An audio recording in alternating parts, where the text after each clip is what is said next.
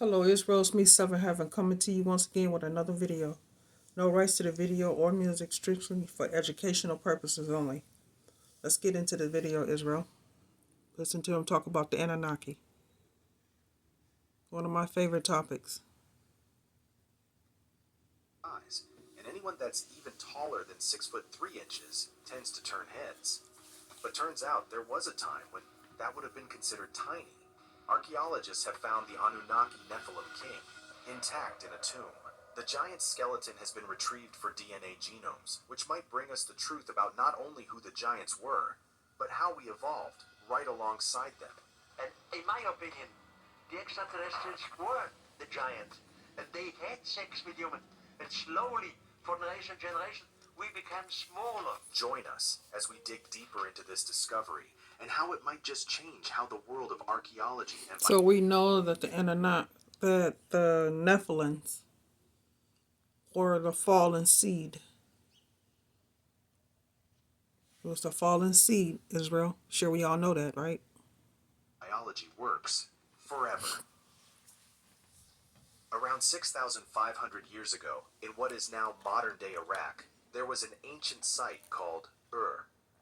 This site has immense historical significance, as it was one of the most important cities in the Sumerian civilization, one of the world's earliest known civilizations. A group of skilled archaeologists, led by the renowned Sir Leonard Woolley, decided that they were going to head on an ambitious excavation mission to explore the secrets hidden beneath the sands of Ur. The team was comprised of experts from the Penn and British museums, known for their expertise in uncovering ancient treasures. During their excavation, the team made a groundbreaking discovery, a remarkably preserved skeleton that dated back 6,500 years. It was something they were hoping to find, but they didn't actually think anything even remotely close to this was actually going to happen. They thought that they'd maybe find a bone or two if they're lucky, not complete skeletons. But this was just the start of the journey here. The remains were found in a unique location, a floodplain, suggesting that the burial took place in an area prone to periodic flooding. This discovery provided valuable insights into the burial practices and beliefs of the ancient inhabitants of Ur during the Ubaid period. Woolley, the lead archaeologist on the excavation site, made a crucial decision to recover only one skeleton from the site. To ensure its preservation, he took a meticulous approach, coating the ancient bones and surrounding soil in wax. This method was meant to protect the delicate remains from deterioration and potential damage during transportation. The carefully preserved skeleton was then packed into a secure container and shipped first to London and later to Philadelphia. These cities housed renowned museums that were well equipped to handle and study such significant archaeological finds. Upon analysis, experts believe that the skeleton belonged to a male individual who lived to be at least 50 years old, and from the looks of it, it seemed that he died of natural causes. But the fact that he was preserved in such a unique way that the entire skeleton If you make less than $50,000 per year, then this message is for you. Congress just passed a free $1.9 trillion stimulus package. was intact said something. It meant that he was an important person, but who exactly was he? There are a few different theories going around about this, but the most popular one is that the man could have been an ancient Anunnaki Nephilim king. The Anunnaki are a group of deities in ancient Mesopotamian cultures, including the Sumerian, Akkadian, Assyrian, and Babylonian civilizations. According to ancient texts, they were believed to be the descendants of An, god of the heavens, and Kai, goddess of the earth. The Anunnaki were revered as powerful beings who held significant influence over mortal lives and had the authority to decree the fates of humanity. In the Epic of Gilgamesh, one of the oldest surviving works of literature, the Anunnaki are mentioned as 7 judges of the underworld. As the storm approaches, they are described as setting the land ablaze, emphasizing their immense power and connection to natural forces. On the other hand, the Nephilim are mysterious beings mentioned in the Bible, particularly in the book of Genesis. They are described as the offspring of the sons of God and the daughters of men. This union resulted in the birth of a race of beings known for their great size and strength, often referred to as giants in biblical texts. The term Nephilim itself translates to fallen ones or apostate, hinting at their somewhat mysterious nature. These beings are considered to be great warriors and formidable adversaries, and and since they're mentioned in so many ancient books, their existence, although defies all logic, seems to have actually been a thing. The connection between the Anunnaki, the Nephilim, and Gilgamesh lies in ancient mythology and their intertwining roles. Gilgamesh, the central character of the Epic of Gilgamesh, is described as a demigod, being 2/3 divine and 1/3 human. He is the king of Uruk, a Sumerian city, and possesses exceptional strength and abilities, much like the Nephilim. While Gilgamesh is not explicitly referred to as a Nephilim in the biblical sense, his godly ancestry and immense power draw parallels to the Nephilim's traits. His status as a half-god adds to the mystique surrounding his origin and abilities. Not only that, but the Epic of Gilgamesh contains references to the Anunnaki as 7 judges of the underworld. This connection further reinforces the idea that Gilgamesh, being the main figure in the epic, is closely linked to the ancient deities. The epic explores Gilgamesh's quest for immortality after the death of his friend Enkidu, which leads him on a journey to seek answers from the gods and confront the inevitability of human mortality. His journey was extremely difficult, and he quite literally had immortality in his hands, and then lost it. He eventually ended up living a mortal life, and his death is somewhat mysterious too. Well, until the tomb was found. And while researchers weren't really able to prove that this was in fact Gilgamesh, all signs point to it being true. But what's crazier is that this wasn't the only time there was really proof of giants. There have been other cases too. Deep within the confines of Lovelock Cave, a remarkable and enigmatic discovery has sent shockwaves through the world of archaeology. Reports have surfaced from the small town of Lovelock, Nevada, of the remains of abnormally large humans have been found in the depths of this sacred site, leaving researchers and scientists excited but scared at the same time because this discovery was huge. Local legends have long held Lovelock Cave as a sacred and revered location for Native American tribes who have called this region home for generations. According to their beliefs, the spirits of their ancestors reside within the cave's confines, diligently guarding it from any outsiders. For centuries, the site was guarded by these age-old stories, until the 20th century, when a group of archaeologists decided to venture into the cave to uncover the mysteries concealed within its walls. Their goal was to find out more information about the valuable insights into the lives and traditions of the indigenous tribes who once lived in the area. But just like Sir Leonard Woolley, they also weren't expecting to find the skeleton of a giant. This unprecedented find has led experts to speculate about the possibility of an entirely new species of humans, evolving parallel to how regular humans were evolving.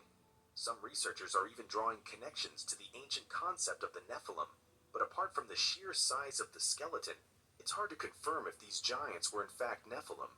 But the bigger question here is, if these giants did in fact exist, they would have been much more powerful than the average human. Then how could they go fully extinct while the regular man evolved anyway? Well, there are a few explanations for it. In some ancient myths and legends, giants were depicted as wicked or corrupt beings. As a consequence of their wrongdoing, gods or divine forces might have decided to bring a great flood upon the earth to cleanse and purify it. This flood was so massive that it wiped out both giants and regular-sized humans alike. The story of Noah's Ark in the Bible is a well-known example of this. According to the biblical narrative, God saw that the earth was filled with wickedness and corruption due to the actions of both giants and humans. In response, he decided to send a catastrophic flood to cleanse the world. Noah, a righteous man, was chosen by God to build an enormous ark to save himself, his family, and a pair of every kind of animal from the impending deluge. The ark was designed to withstand the powerful floodwaters and keep its inhabitants safe until the waters receded. During the flood, the entire earth was submerged, and all living creatures outside the ark perished, including the giants. The floodwaters rose so high that they covered even the highest mountains. Only those aboard the ark survived, and once the flood subsided, Noah and his family and the animals emerged to repopulate the earth. In Greek mythology, giants were frequently known as powerful enemies of the gods. They engaged in fierce battles with the Olympian deities, leading to If you've been injured in a car accident, don't call an attorney. Use this AI app instead. That's what I did, and it's how I... epic wars known as the Gigantomachy. These confrontations between giants and gods could have ultimately resulted in the decline and extinction of the giant population. The Gigantomachy was a monumental war between the giants and the Olympian gods, led by Zeus, the king of the gods. The giants, known as the Gigantes, were offspring of Gaia, the earth, and they sought to challenge the authority of the Olympians and overthrow their rule. The war was a clash of titanic proportions, with the giants displaying incredible strength and power. They attempted to storm Mount Olympus, the celestial dwelling of the gods, in a bid to dethrone Zeus and seize control of the cosmos. The Olympian deities, led by Zeus and supported by other divine beings, fiercely resisted the giants and what they were doing to the earth, but that just ended up making the war last even longer. In the end, the Olympian gods emerged victorious. Zeus, with his lightning bolts, led the charge that defeated the giants and their leader, Alcyoneus. As a result of their defeat in the epic war, many giants perished, while others were taken prisoner. The survivors, even those that might have not had such a major part in the war, were exiled to remote and inhospitable regions, where they eventually died out too. Although even if you take the floods and the wars out of it, there were lots of other things that could have led to the giants completely being wiped off the earth. Even though these beings were massive, we often forget that this doesn't mean that they were absolutely invincible. Giants could have been just as vulnerable to the forces of nature as humans are. In various mythologies, stories of devastating diseases and plagues have been woven into the narrative for both humans and giants. These epidemics might have had a major impact on the giant population, leading to a significant reduction in their numbers. Given the large size of giants, they might have been more susceptible to certain illnesses due to their unique structure. Not only that, but the close interactions between giants and regular-sized humans, whether peaceful or confrontational, could have facilitated the spread of diseases between the two groups. The effects of epidemics like these would have been devastating, leading to widespread illness, suffering, and death among both giants and humans. Entire communities might have been destroyed, and the once thriving giant population could have experienced a rapid decline. In the aftermath of these events, survivors might have struggled to cope with the loss of their loved ones and the challenges of rebuilding their societies. If you look at any of the texts or drawings from the era that giants were supposed to exist in, there's always one common theme. There are always a lot more regular people than giants, so even if the disease ended up affecting the same number of people, if the giants were less in number to begin with, their population would have taken a bigger hit. Although, in ancient myths, natural disasters, such as volcanic eruptions, earthquakes, and cosmic events, are sometimes believed to have played a role in the extinction of giants. These catastrophic events could have had devastating consequences for the giant populations, making their survival increasingly challenging. Volcanic eruptions, in particular, were seen as powerful and unpredictable forces of nature. In some myths, giants were associated with volcanic regions. It's what worked for them best. But it's not impossible for that very thing to be their downfall. The eruption of a volcano could have unleashed torrents of lava, ash, and toxic gases, engulfing the territories where giants lived and causing widespread destruction. Earthquakes, which just come with the volcanoes anyway, might have shaken the very foundations of the lands inhabited by giants. The sheer power of these seismic events could have caused landslides, collapsed structures, and disrupted the delicate balance of ecosystems. And even if it wasn't direct death from the earthquakes, the ecosystem collapse wouldn't have let them live anyway. Cosmic events such as meteor strikes or celestial disturbances are also occasionally linked to the fate of giants in mythologies. But at the same time, there's also a possibility that they didn't just go extinct, but changed instead. In some myths, giants were said to have interbred with humans, resulting in offspring that were a mix of both giant and human traits. As time passed, these hybrid populations likely integrated with regular-sized humans, causing the distinction between giants and humans to gradually fade, which means that a lot of us could be distant relatives of giants too, and just not know it. So it's also possible that the tombs that we found historically could have all been of giants, but since everyone ended up looking the same anyway, you just can't tell the difference. But what if all of this didn't happen? What if the giants ended up surviving all of the extinction-level events and just existed alongside us today? Well, let's just say the world would be very different. Giants being so huge would totally shake up the world around them. Their massive size would mean they need a lot more food and resources, which could seriously mess with local ecosystems and food chains, causing major shifts in the balance of species in their environment. These giants might also be powerful predators, and that could lead to intense competition with other large animals for food. This kind of competition might totally change the way different species interact and survive in the wild. And let's not forget how their size on its own would be a problem for humans. They could easily trample plants and reshape the landscape, creating new habitats for other creatures, while also destroying the one we need to survive. Living alongside these giants would be a whole new challenge for human societies too. We'd have to figure out how to share resources and coexist peacefully with these towering neighbors. But this wouldn't just be an interesting world to live in. There are other issues here too. The sheer difference in size between humans and giants might also stir fear and uncertainty. Humans could feel intimidated by the giants' enormous presence, unsure of their intentions and capabilities.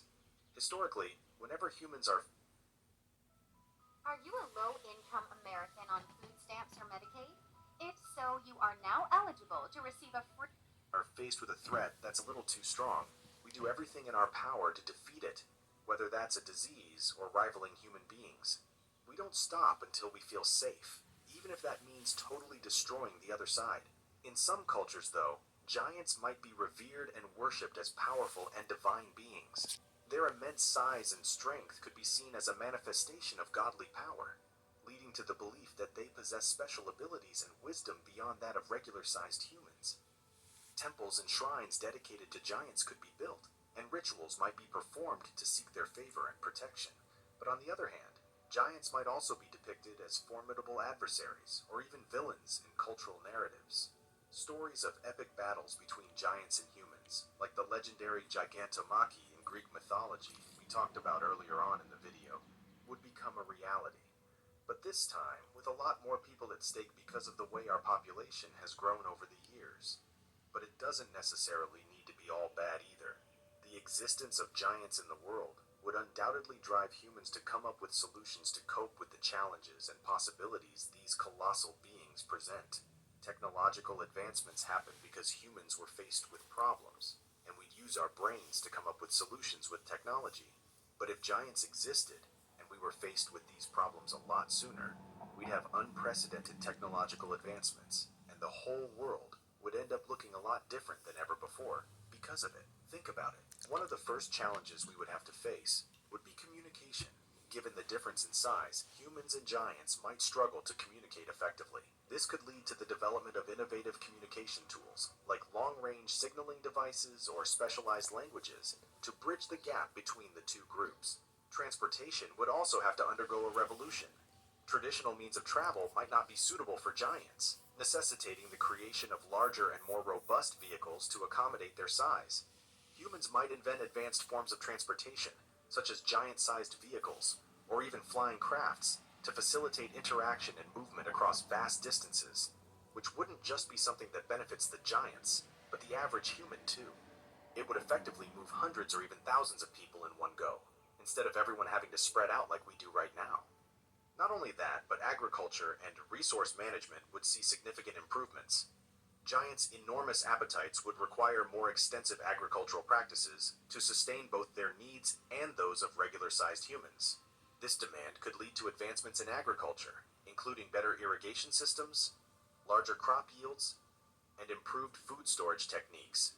Agriculture overall might even become a lot easier too, because the giants can actually help do a lot of the heavy lifting, where we'd normally have to use machinery, and working together, jobs would get done a lot faster. This might just sound like storytelling at first, but there has been proof of humans and giants coexisting in the world already.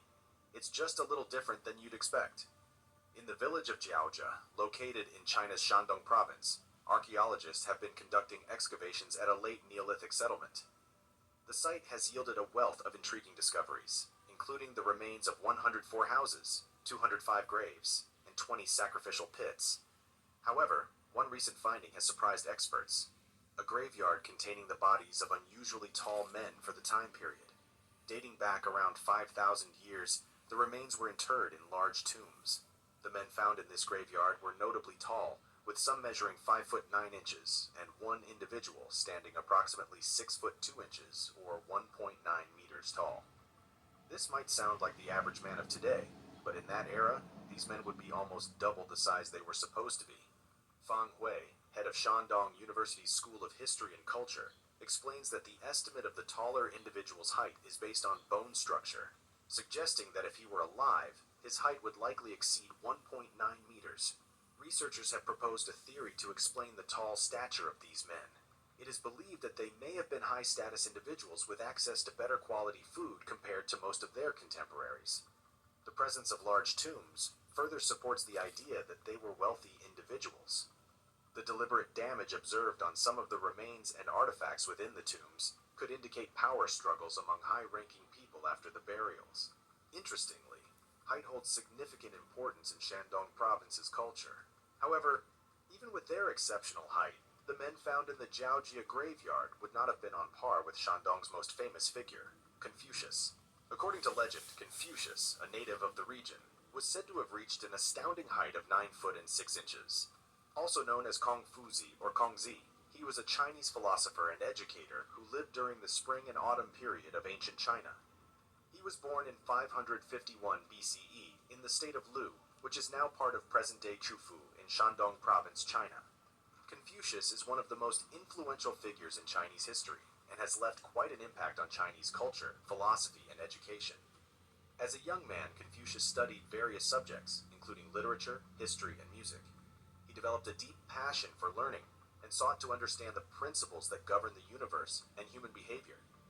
Confucius believed in the importance of education and the cultivation of moral character as a means to achieve social harmony and improve the well-being of society.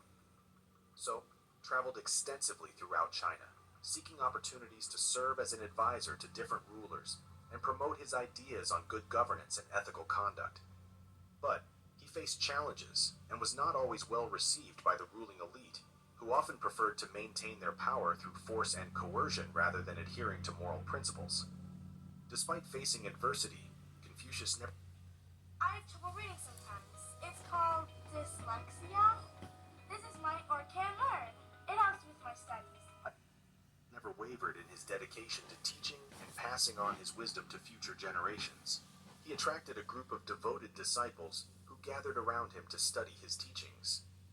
These followers later compiled his sayings and ideas into a collection known as the Analects, which became one of the most important texts of Confucianism. Confucius's philosophy was centered on the concept of Ren, often translated as benevolence or humaneness. He believed that individuals should cultivate virtues like compassion and respect to create a peaceful society. He emphasized the importance of respecting traditions, family values, and social hierarchies as a means to maintain order and stability in society. Throughout his life, the one thing he emphasized was the value of learning and self-cultivation. He believed that education was the key to personal development and societal progress. Confucianism, as a philosophical and ethical system, has played a significant role in shaping Chinese culture, ethics, and governance for over 2 millennia. Today, Confucius is revered as one of the greatest thinkers in Chinese history. His teachings have had a lasting impact on East Asian cultures and continue to influence moral values, social norms, and educational practices in China and other countries with Confucian traditions. The Confucius Temple in Khufu and the annual Confucius birthday ceremony are among the many ways that people honor his memory and teachings to this day. So he wasn't just a myth or a legend. This man was real, and he had a real impact on the area he was from. There have been others like him, though.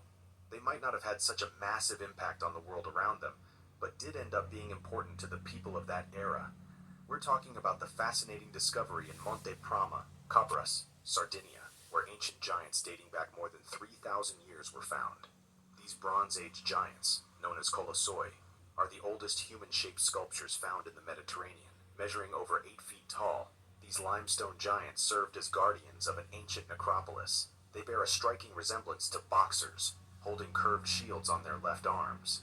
The find includes 15 heads and 22 torsos, so it wasn't just a couple of people. These had to be the best of their kind. The necropolis at Monte Prama contains 3 phases, representing different burial practices and traditions. The giant statues were likely shattered in ancient times and placed on top of or near the tombs. Archaeologists have speculated on various theories regarding their purpose and destruction. Some experts believe the statues marked a sacred space or adorned the slabs covering the tombs. Others attribute their fragmentation to internal strife among the Nuragic people, Carthaginians or Phoenicians. The necropolis, characterized by few women's burials and almost exclusively young men, suggests that it might have been a hero shrine dedicated to honoring these figures. Although not all giants that have ever been found receive treatment like this. The Channel Islands off the coast of California have been the site of intriguing and controversial discoveries of oversized skeletons. The story begins with German naturalist Dr. A.W. Verstinen, who reported unearthing an 8-foot-tall skeleton on Catalina Island in 1913. Along with the skeleton, he found artifacts such as mortar, pestles, and arrowheads. He also heard a legend in Mexico about a giant and noble race that once inhabited the island long before the arrival of the white man. Amateur archaeologist Ralph Glidden played a significant role in the subsequent discoveries. Between 1919 and 1930, while working for the High Foundation of New York, Glidden unearthed and collected a total of 3,781 skeletons on the Channel Islands. Among these findings, there was a striking 9-foot 2-inch skeleton, and several others measuring over 7 feet in height. In one instance, Glidden discovered a young girl's skeleton, seemingly of high rank, within a large funeral urn, surrounded by the remains of 64 children. After that, more than 3,000 other skeletons were found throughout the island.